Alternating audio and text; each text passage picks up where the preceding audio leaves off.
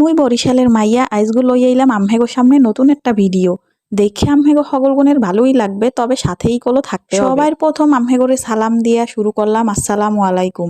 এইটা কোনখানে আমহেরা কি কেউ চিনতে পারছেন জায়গাটারে? এটা হইলো মিরপুর জাতীয় চিড়িয়াখানার মধ্যে যে একটা আবার জাদুঘর আছে না, এই চিড়িয়াখানায় ঢোকার সময় তো টিকিট কাটতে হয়, তবে এই এর মধ্যে আবার যখন আমহে ঢুকতে যাবেন সে সময় আমহেরে টিকিট কেটেই ঢোকা লাগবে। যাই হোক, টিকিট কেটে ঢোকার পরের মধ্যে আমহে যখন ঢুকবেন দেখবেন বাডায় বাডায় বোতলে বোতলে কি কি যে হাজাইয়ে থুইছে, যে আমহের বাপের জন্মেও আমহে কোনোদিনও দেখেন নাই। আরো কত জীব জন্তু এক লগে হাজান্নে গোজান্নে খার হরাইয়ে থুইছে, হেয়াও আমহে কোনোদিন দেখেন নাই, এও দেখতে পারবেন। দেখেন ওরে বাবা গো, কত বড় একটা হাফ এই ওইখানে থুইয়ে দিয়েছে, কেমনে থুইছে দেখেন।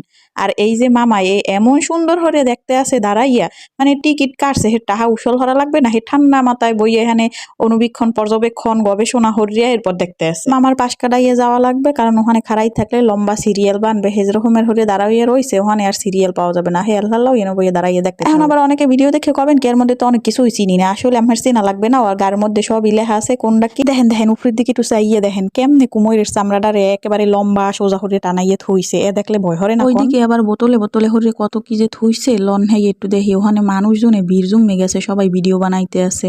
আজকে ভিডিওটা কিন্তু এই পর্যন্তই, আরো অনেক নতুন নতুন ভিডিও দিমু, আপনারা কিন্তু হগুলোই লগেই থাকবেন ফলো দিয়া।